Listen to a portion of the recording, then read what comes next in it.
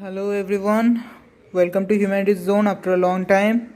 I am Indranil Gone and today we are going to start chapter number 7 of history, that is the First World War.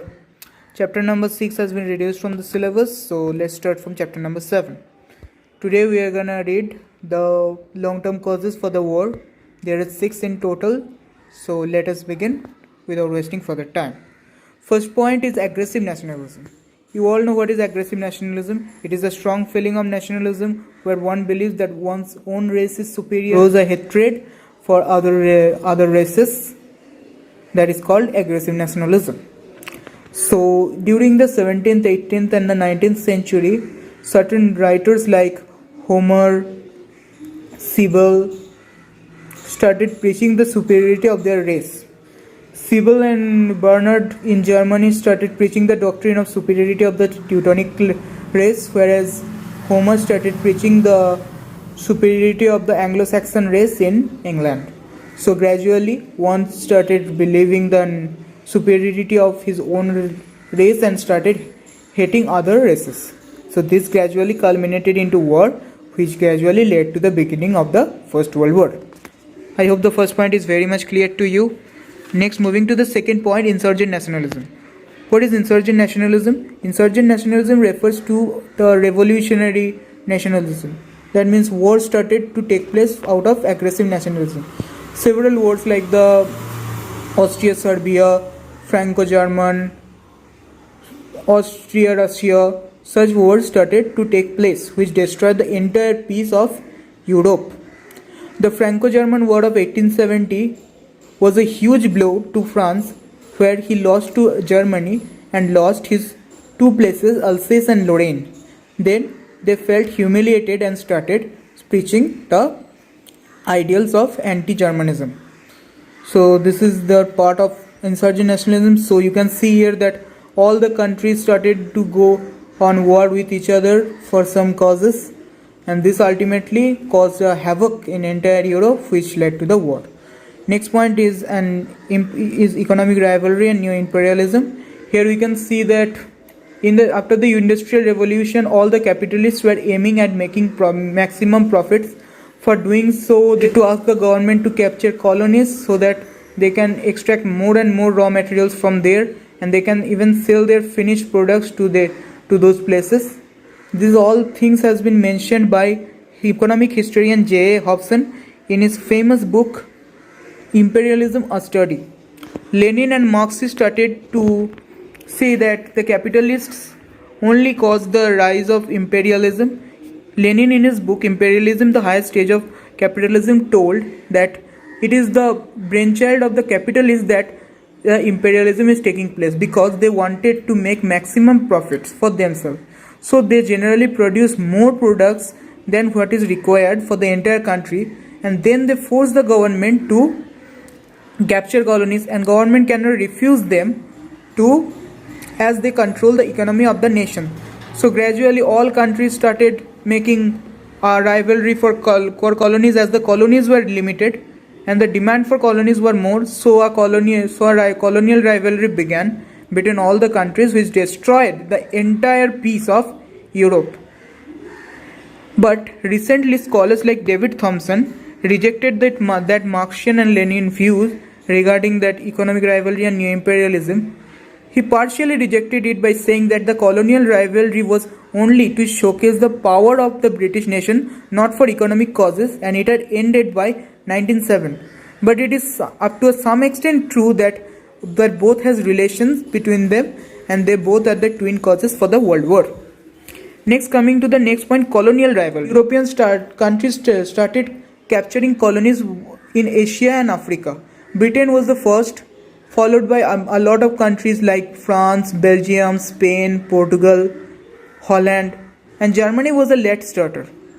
But Germany initially did not have any intention of capturing colonies, but the economists and the capitalists of Germany told their king, Kaiser William II, that if they do not capture colonies, then will go under slump, as the population of Germany has increased, but the industries do not have so much raw material that they could produce so much products for their entire population. So to gain more raw materials, they started to they need more and more colonies. This made for the first time Kaiser William then started to spread the anti-British and anti-French mentality. He said in a speech that wherever I look in the world, it is either a German or a French colony. Germany too lives under the sun.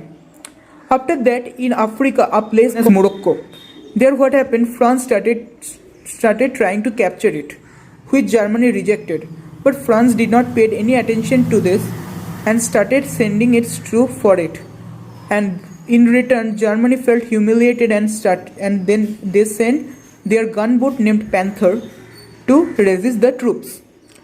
At that situation, it was looking like a German-France rivalry was again going to begin. As we have already laid, after the loss of Alsace and Lorraine, French was very much spreading the ideals of anti-Germanism and was determined to destroy Germany, as we have read earlier also. So here also the same thing, the conflict here arose in Morocco.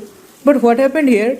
Here, due to the help of England, France and Germany signed a negotiation contract under which Germany would not object French troops to capture Morocco, but France has to promise to give a compensation for it.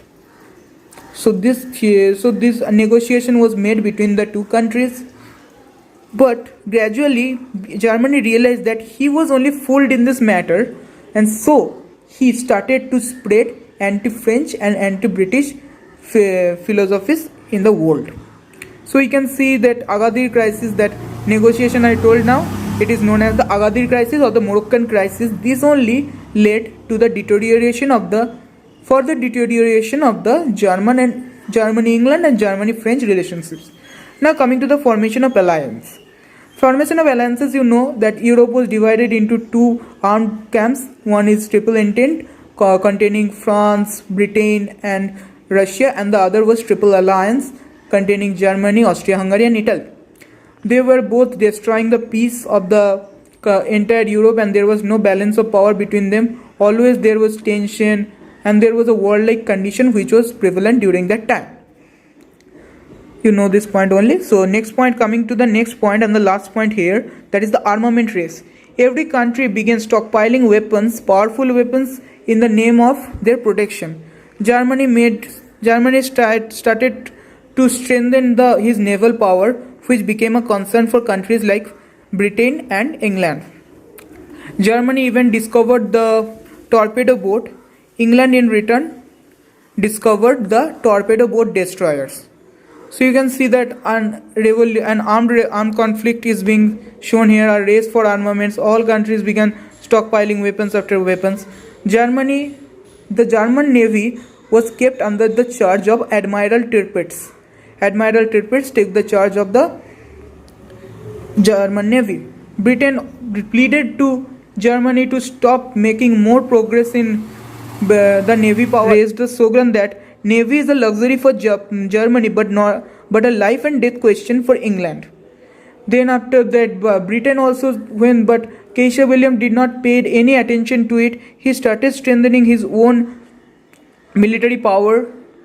Then when Britain understand that that pleading is of no use, Lord Haldane of England also started reforms in the British army and started strengthening their naval power further.